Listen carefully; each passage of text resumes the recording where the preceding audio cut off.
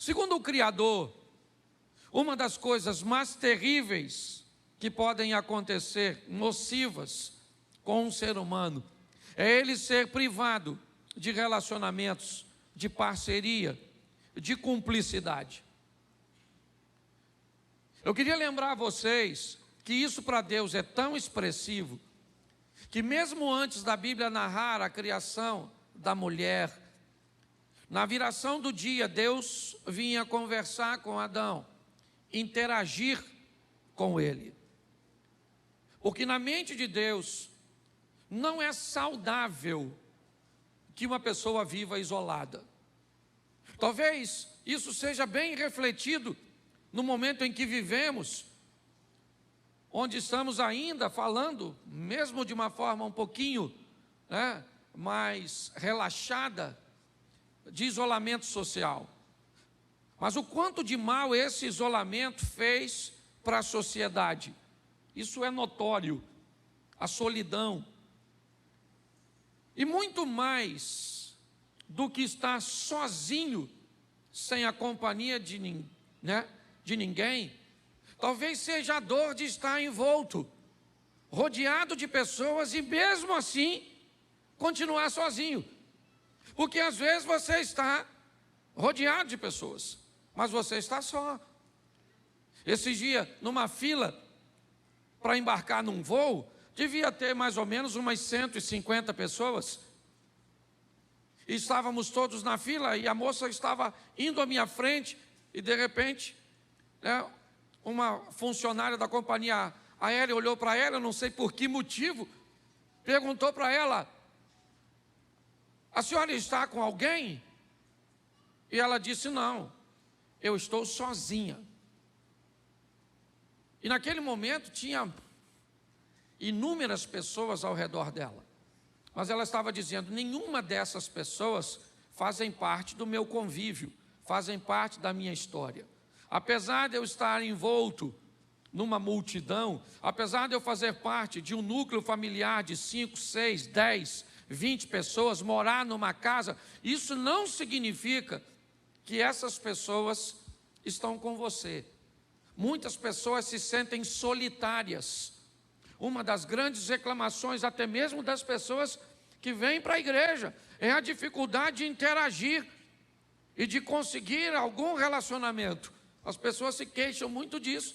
Ou seja, faço parte de uma igreja de 1000 pessoas e mesmo assim eu ainda continuo solitário. A solidão não é algo que foi feito para o ser humano. Deus tem prazer de que as pessoas se relacionem. E muitas vezes nós nos sentimos só. Hoje eu quero mostrar para vocês, rapidamente, que muitas vezes pessoas vão lhe faltar. Muitas vezes pessoas vão lhe virar as costas. E cuidado com a expectativa que você nutre, principalmente daquelas pessoas cuja qual você aguardava reciprocidade, daquelas pessoas cujas quais você investiu alguma coisa, você ajudou. Dói muito mais, certo? Ver alguém que deveria lhe corresponder de uma forma positiva lhe virar as costas do que um estranho. E essa é uma estratégia do diabo. Por que é que as pessoas que nos ferem são aquelas pessoas que mais deveriam nos ajudar? Porque o propósito do maligno é causar feridas no nosso coração. Por que é que quem vendeu, ou por que quem vendeu José foram seus irmãos? Porque o propósito era ferir o coração dele. Eu quero mostrar para vocês hoje, rapidamente, algumas situações que pessoas aparentemente estavam sozinhas, mas elas entenderam algumas coisas que, se nós entendermos, vai ser muito fácil. A primeira delas é a batalha de Davi contra o gigante. Presta atenção aqui em mim, não precisa abrir sua Bíblia, qualquer coisa eles vão colocar o texto aqui. Israel está num momento muito difícil. Há um rumor de guerra contra os filisteus, que, diga-se de passagem, já havia vencido Israel numa batalha anterior. Essa situação então se intensifica. E agora mais uma vez, no Vale de Elau, no Vale de Socó, as tropas estão acampadas para um ambiente de guerra. Quando de repente um soldado dos filisteus, um homem valente chamado Golias, se destaca das fileiras e faz uma proposta para o exército de Israel. A proposta é, ao invés de estabelecermos uma guerra, vamos estabelecer uma outra modalidade de batalha. Vamos estabelecer um duelo. O que é um duelo? É onde alguém se predispõe a lutar sozinho, sem a companhia de ninguém, solitário.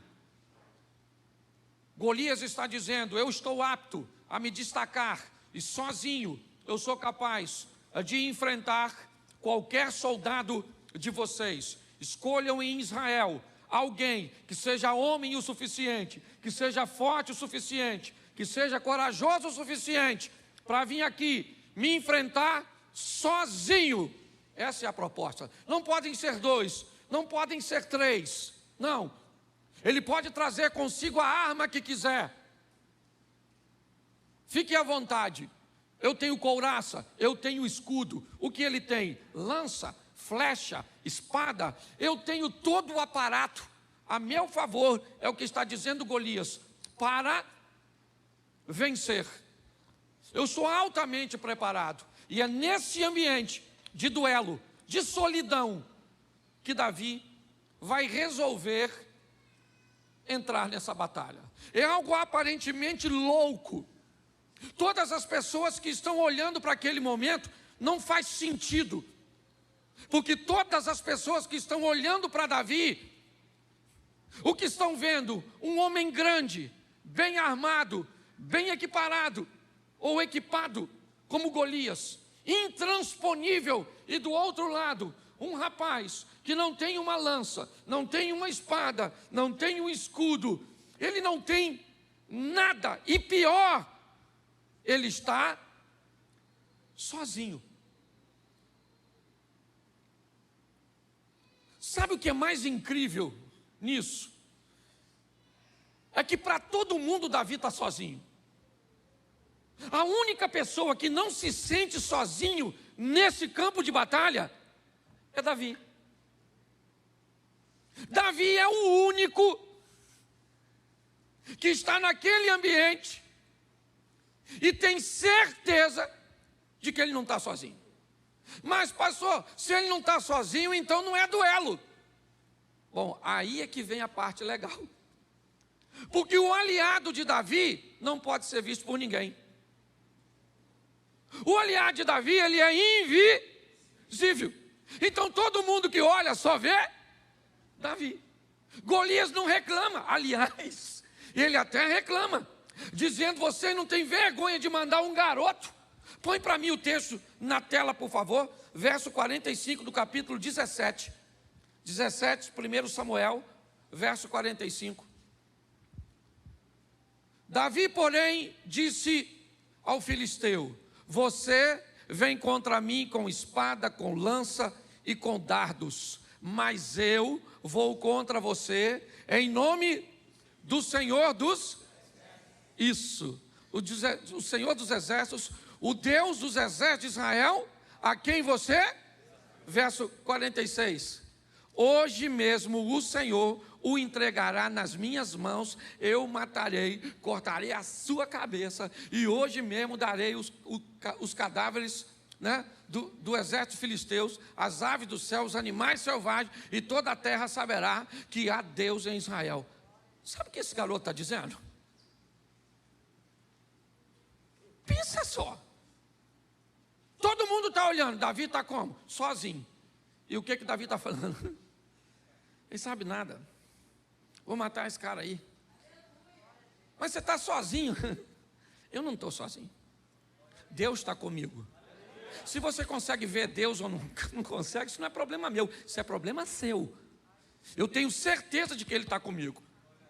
Davi é alguém que está preocupado, provavelmente está. Ele está amedrontado, ele está.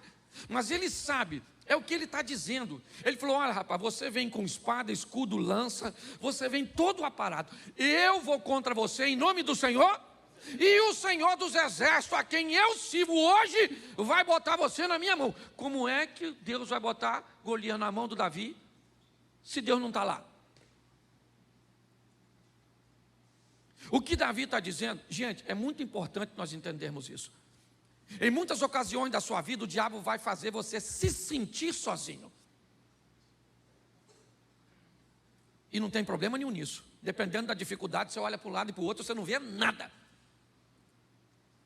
Mas uma coisa é ele tentar te seduzir, outra coisa é você acreditar no que ele está tentando te convencer. Deus não é homem para que minta, nem filho do homem para que se arrependa. Se ele falou que estaria conosco todos os dias, é porque ele vai estar conosco todos os dias. Aliás, foi ele que disse que não é bom que o homem esteja, então ele vai estar conosco. Eu gosto disso, daquele ambiente onde ninguém consegue ver o seu aliado, mas você sabe que ele está lá. Ele vai agir a teu favor, ele vai entrar com providência a seu respeito. Quem é que ganha essa batalha? O Davi ou o Golias? E por que ele ganha? Porque não está sozinho, gente. Ele está com Deus. Se tivesse sozinho, morria. Estou falando sério. Não morreu porque Deus está presente. A situação o desafia, certo? Para enfrentar de forma solitária. Então ele não poderia levar Eliabe, seu irmão mais velho, Abinadab, Samar e nenhum de seus irmãos. Seu amigo Jonatas, que na verdade a amizade acaba surgindo depois que ele se torna um campeão de guerra, porque até então ninguém estava muito afim de ser amigo de um borra-botas, que limpava as arminhas do pai, porque é só você começar a vencer que aparece assim de gente querendo estar do seu lado. Começa a perder para você ver se não vai todo mundo embora. E te deixa sozinho. O único que fica contigo quando todo mundo vai embora é aquele que nunca te deixou, o Senhor dos exércitos. Ele não está preocupado na sua conta bancária, ele não está preocupado com sua saúde, se sua mulher foi embora, se seus filhos esqueceram, se seu patrão te mandou embora. Ele não está nem aí. Ele falou: eu vou estar com você até o último dia da sua vida e não da minha, porque eu vou viver para sempre e quero trazer você para mim.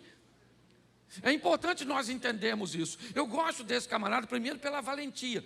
A valentia a ponto de ter certeza de que Deus era com ele, quando ninguém conseguia ver. Pastor, como é que eu consigo isso? Isso é fácil, Davi também ensina. Um pouquinho de cada vez. Quando Saul tenta convencer, Saul fala para Davi: garoto, deixa eu explicar uma coisa para tu.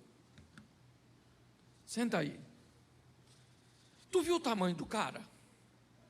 Tu sabe quantas pessoas aquele cara já matou? Você vai morrer, garoto.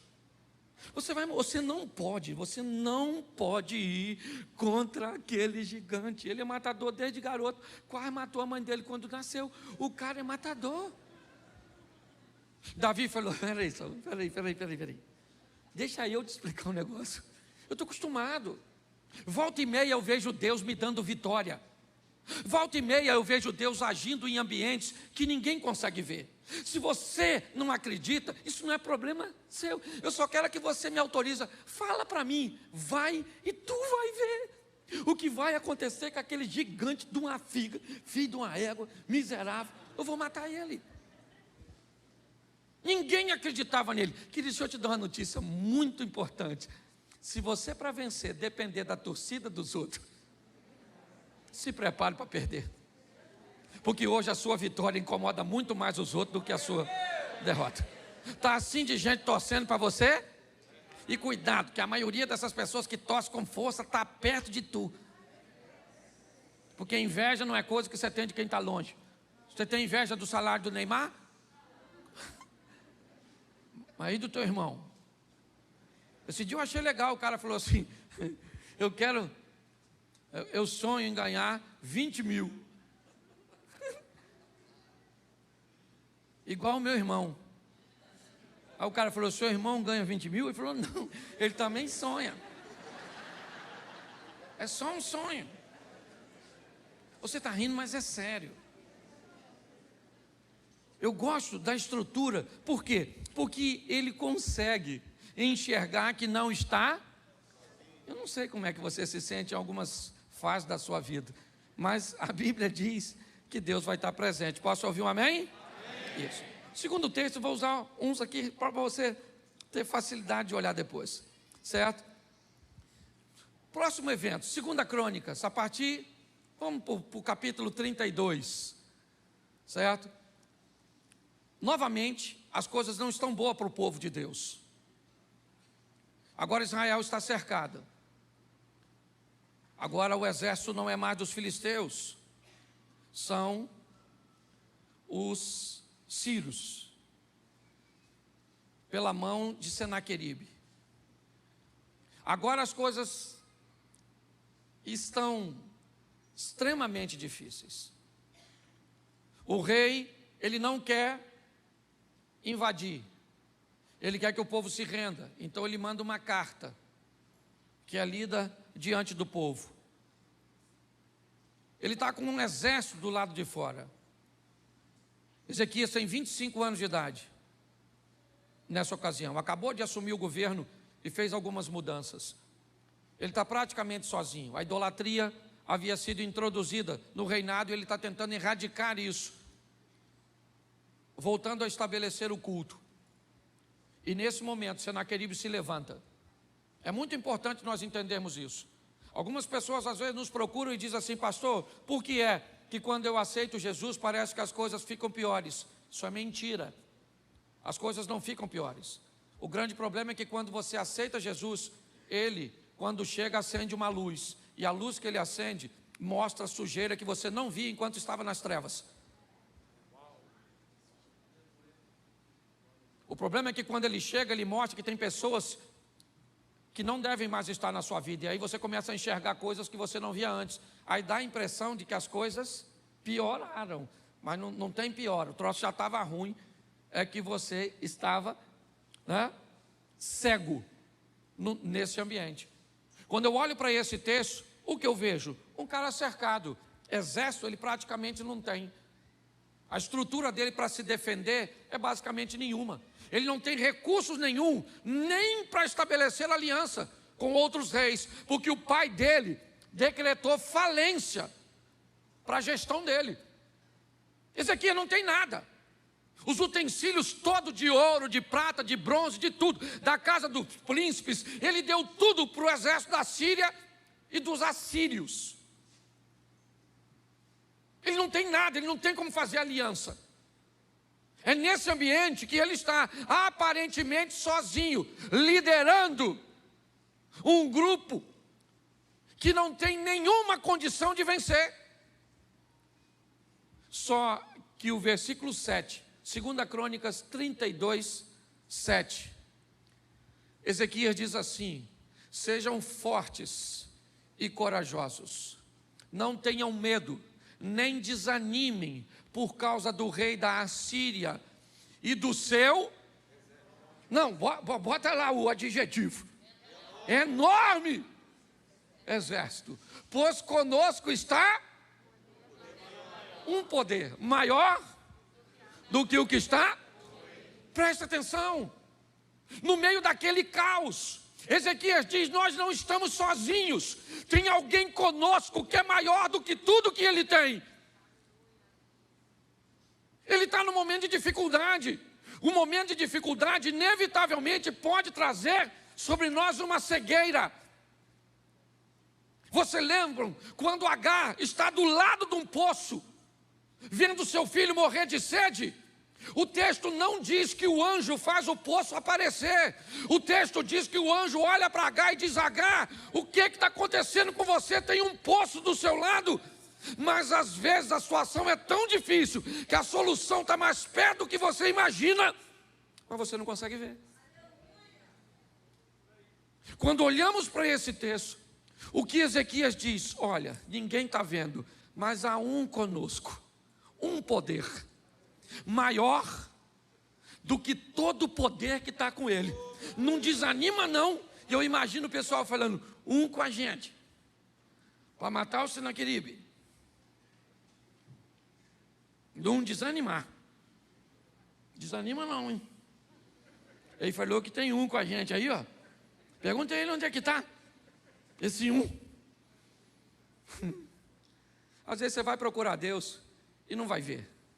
Mas mesmo que você não veja, não sinta, fica tranquilo. Porque ele falou que estaria. Ele não disse que você precisaria vê-lo. Ele não disse que te daria sinal de que estaria lá. Ele disse, você só acredita que eu estou. E pronto. O resto deixa comigo. É o que ele falou. Você acha isso interessante? Verso 20 do capítulo 32. Põe no 20. Por tudo isso, o rei Ezequias e o profeta Isaías, filho de Amós, clamaram em oração aos, e o Senhor enviou, já preguei sobre isso aqui, e o Senhor enviou quantos anjos?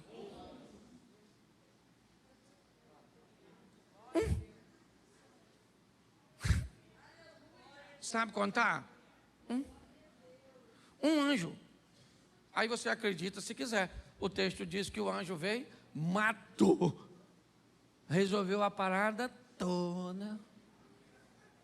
E todo mundo que queria matar o Ezequias, depois disso, vinha visitar ele, trazendo presente, falando, ô Ezequias, gente boa, falei com o Senaqueribe, não se mete com o Ezequias.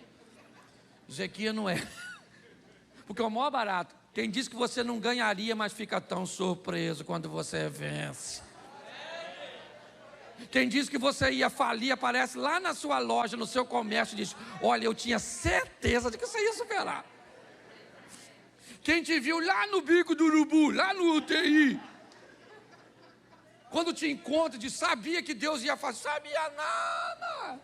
Sabe como é que ele falava? Não passa de hoje, segundo informações. Infelizmente, querido, isso não é um privilégio só seu, não. O texto, ele é bem claro. Há pessoas que sabem que Deus está lá. E essas pessoas vivem o milagre. Foi assim com Davi, foi assim com Ezequias. Ele diz, com ele está o braço de carne, conosco está o Senhor. Deus está com a gente. É muito importante nós entendermos isso. Vamos dar mais uma olhadinha no terceiro? Outra situação, pensa, só problema difícil. Agora, um exército cercou a casa de um cara. Note que vai ficando pior. Primeiro duelo, homem a homem. Agora cercou uma cidade e agora cercou uma residência só. Lá em Dotã, na casa do Eliseu. O exército da Síria cercou tudinho, sem rota de fuga, nem invadir à noite. Para não dar mais do cara fugir. Para prender quantos camaradas? Um só. Inimigo número 1 da Síria. O gordinho, carequinha, Eliseu. Acorda de manhã, o garoto abre a porta e se depara com aquele exército grandão. O menino começa a tremer, fica apavorado, até porque é menino. Problema é problema para todo mundo. A diferença é que menino se comporta de um jeito e homem se comporta de outro. Menina se comporta de um jeito e mulher de Deus se comporta de outro. Mas problema é problema para todo mundo. Se você acha que você é o único que tem, vai bater um papo. A casa está cercada, o garoto abre, vê aquela multidão e o menino fica apavorado, procurando um lugar para fugir. Não tem lugar para ir, certo? E nesse momento, segundo o livro dos Reis, capítulo 6, verso 16, diz assim. Segundo o livro dos Reis, 6, 16. O profeta respondeu. O que ele respondeu? Não tenha? Por que o menino está com medo? Porque ele está se sentindo sozinho. E tem um exército lá do lado de fora, querendo entrar. E pior, escute só, o exército quer pegar quem? O Eliseu. E quem é que está com o Eliseu? O menino. Não entendeu? Tem coisa que não é nem para pegar tu. Mas tu tá junto, vai de bucha.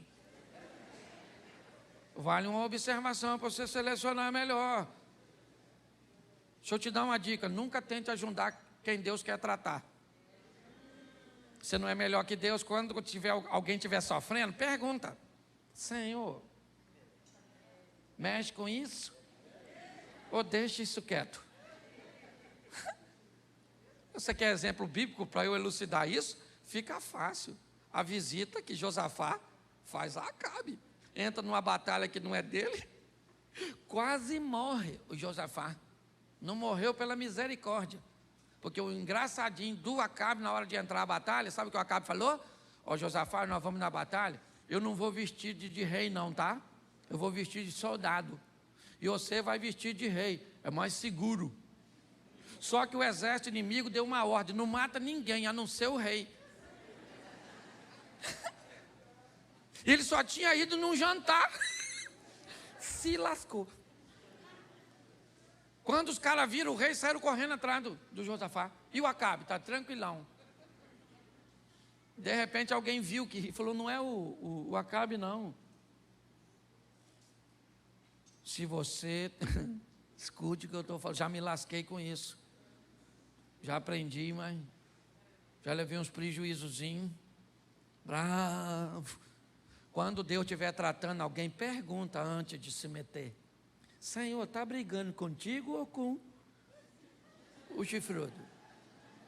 Se for contra o chifrudo, eu entro. Se for com o Senhor, arrebenta.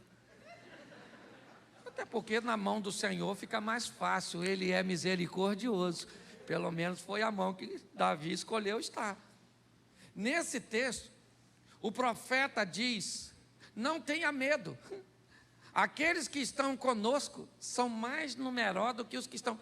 Eu imagino o garoto. Estão conosco. Conosco. Desenrola, filho. Onde é que está conosco? Não estou vendo ninguém. Isso aí. Eu estou olhando. Eu tenho um negócio para resolver amanhã, essa semana. Nós estamos sozinhos, Liseu. Acorda. Vai para a oficina da alma. Você está precisando. Você está precisando cuidar das suas emoções. Você já está vendo coisa. Aí, sabe o que Eliseu diz? O verso seguinte. Eliseu orou. Senhor, abre os olhos dele. Dele quem? Do menino que estava com ele. Para que ele... Então o Senhor abriu os olhos do... E olhou e viu as colinas cheias de cavalos e carros de fogo. Presta atenção aqui. Sabe o que a Bíblia está dizendo? Ande com gente que vê coisa que tu não vê. Ande com gente que está numa fase acima de você, na próxima fase, na fase cuja qual você quer ir. Pare de andar com cabeça de bagre. Você está entendendo? Escolha melhor seus relacionamentos. Eliseu olhou, orou e falou, Senhor, abre os olhos desse garoto. E o menino está lá. Quando o menino olhou,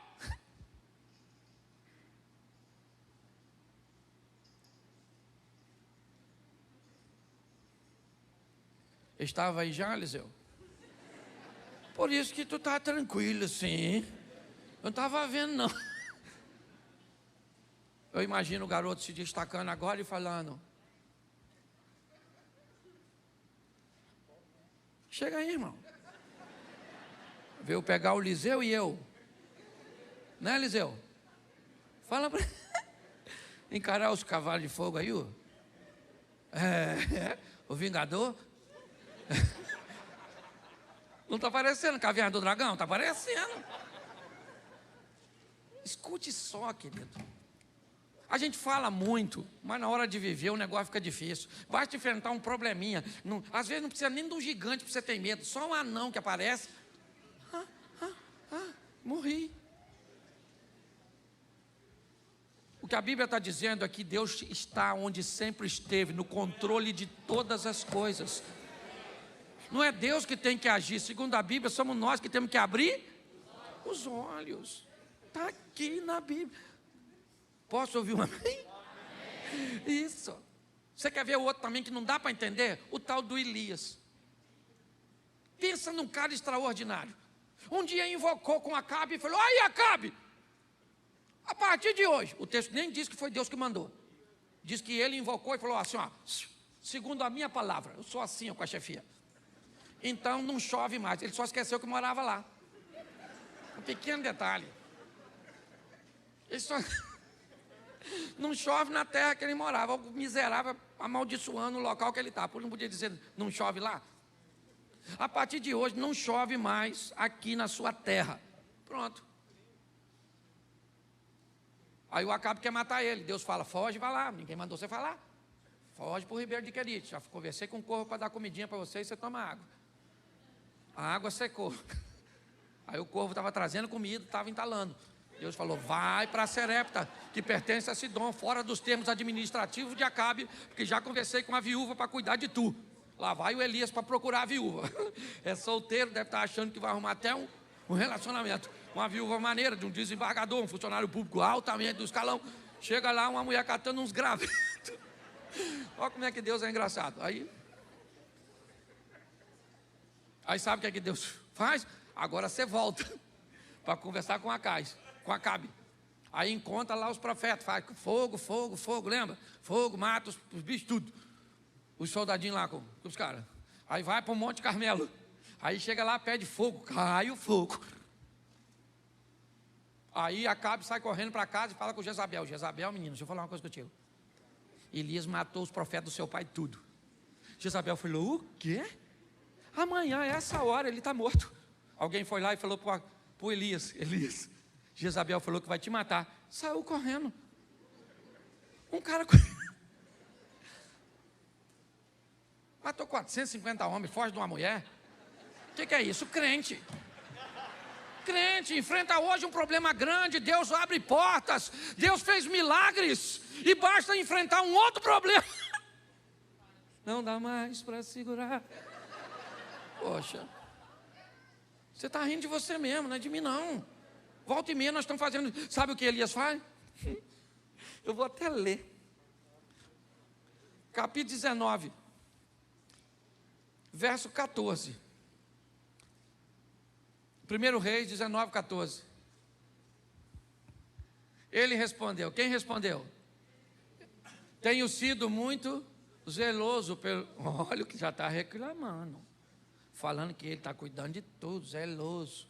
O Deus dos exércitos. Os israelitas rejeitaram a tua, quebraram os teus e mataram os teus profetas. O que ele falou? Última bolacha do pacote. Sou o único que sobrou. Deus falou, Elias, verso 18. Agora Deus humilhou também. Verso 18. No entanto, fiz sobrar 7.000. Para tu que achava que estava sozinho, tu é o 7.000. Mas o cara se sente, por quê? Porque está debaixo de uma pressão. É muito comum isso, gente. Embaixo da pressão, o que o diabo faz? Ele não pode te possuir, porque o Espírito Santo está em você. Então ele não pode fazer uma possessão. O que ele faz? Uma opressão. Ele começa a te apertar. Perde o sono, perde o apetite, perde o humor, perde isso, perde aquilo outro.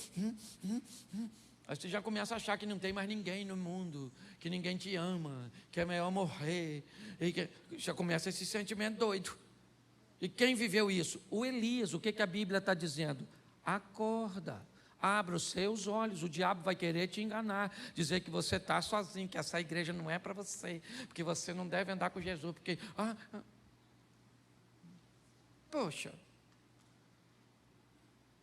Agora uma coisa me encanta.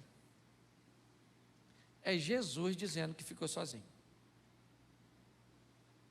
Aliás, a maneira com que Jesus conduz seu ministério e os exemplos que ele nos dá é uma coisa fabulosa. Num determinado momento ele está orando e diz, Senhor, eu estou orando dessa forma, mas eu sei que todas as vezes que eu falo, tu sempre me ouve. Aqui Jesus diz da garantia e da certeza que Deus está sempre com ele. Mas no Getsemane, ele faz o oposto. Ele diz, Deus meu, por que me desamparar? Aquele que diz, em determinados momentos, que tem a garantia e a certeza de que Deus está sempre com ele, também nos dá o exemplo de que há momento da dor humana, de que parece que Deus foi embora. Se você acha que isso é uma fraqueza de Jesus, longe disso. Aliás, exatamente pela tenacidade de sua força, que ele não tem medo de mostrar a fragilidade do corpo e da vida que ele idealizou e que ele veio ocupar para nos livrar da morte eterna. Mas ele também nos mostra que há momentos que as coisas ficam tão difíceis que o ser humano vai sentir que ele está sozinho. E ele mostra essas duas fases, assim como nós vamos encontrar em Elias, em Eliseu, em Davi, em Ezequias. Agora, um dos textos que mais me emociona quando o assunto é solidão é Juízes 16, 20. Para mim, não há texto mais doloroso do que esse. Então ela chamou: Sansão, os filisteus estão atacando. Ele acordou do sono e pensou: sairei como antes e me livrarei. Mas não sabia que o Senhor o tinha deixado. É um dos únicos textos que você vai ver ele sozinho. Ele teve tantas oportunidades. Deus deu a ele tantos momentos que ele poderia refletir. Ele levantava e dizia: sairei esta vez e vencerei como venci. E ele quebrava as cadeias, quebrava as amarras e fazia tudo. Mas o texto diz que nessa ocasião, ela diz: Sansão, eles estão vindo. E ele se levanta, acordou e disse: eu sairei como das outras vezes e eu me livrarei. Mas ele não sabia. O que ele não sabia? O que Davi sabia. O que ele não sabia? O que Ezequias sabia. O que ele não sabia? O que Eliseu sabia. O que ele não sabia é o que Elias estava duvidando. Note que Davi tem a certeza, Ezequias tem a certeza, Eliseu tem a certeza, Elias titubeia, Jesus dá um exemplo, mas Sansão achou que Deus era com ele. A vida de Sansão, a partir daquele dia, era fazer força sem sair do lugar. A vida de Sansão se tornou isso. Empurrando uma estrutura pesada, fazendo forças, cego, sem sair do lugar. Simplesmente porque não conseguiu sobreviver a coisa doce em lugar proibido, como o mel na ossada, a não controlar as paixões incorretas, relacionamentos inadequados, a rejeitar o aconselhamento e a instrução de seus pais. Quando nós olhamos a vida deste moço, ela é muito triste. Eu encerro agora perguntando a você: e você? O que fala de solidão?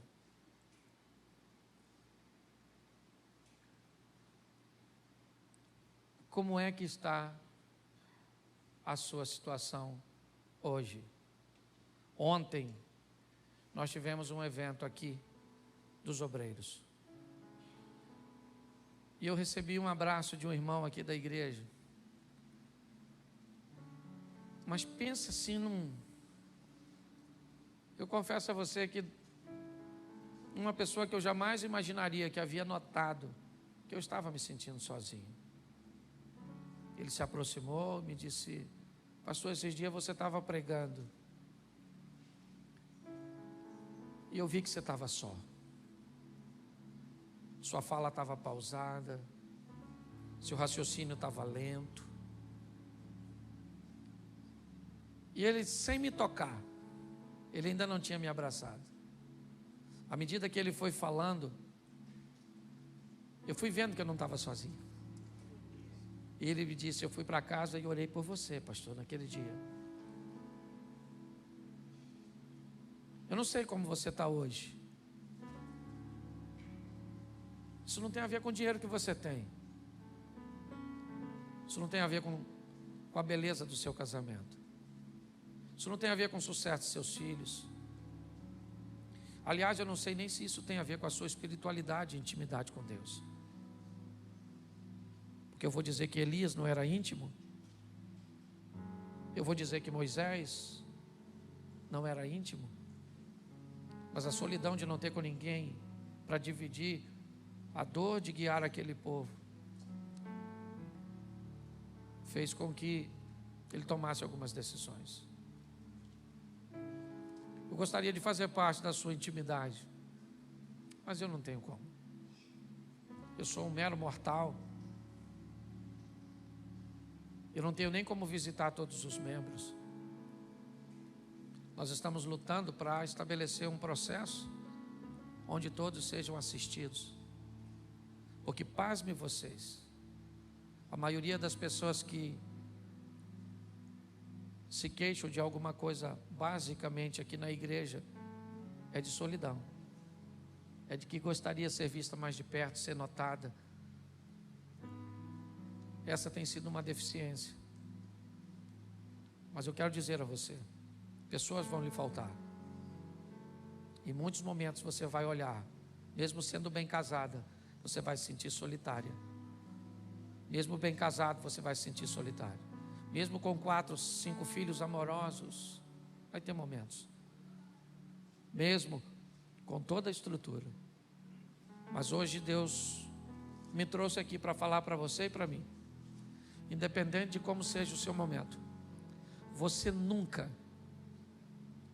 vai estar sozinho. Nunca. Mas pastor, Sansão estava. Não. Ele não estava só. Deus estava lá. Mas Deus já tinha dado oportunidade demais para ele continuar vivo. Ele cumpriu o seu propósito. Se você conhece a história do Sansão, você sabe. O texto chega a dizer que ele matou mais na morte do que na vida. E eu aprendo aqui que às vezes nós morremos antes da hora. Perdemos batalhas que poderíamos ganhar. Sentimos dor em situações que deveríamos estar alegres, simplesmente porque negligenciamos os sinais. Eu não sei o que Deus tem falado com você e como Ele tem te alertado, mas essa é uma decisão sua. Como pastor, e conheço um pouquinho a Bíblia, eu sei que eu não posso privar ninguém de dores. Jesus mesmo disse: enquanto você estiver nesse mundo, você vai ter aflição. Mas eu aprendi que colocar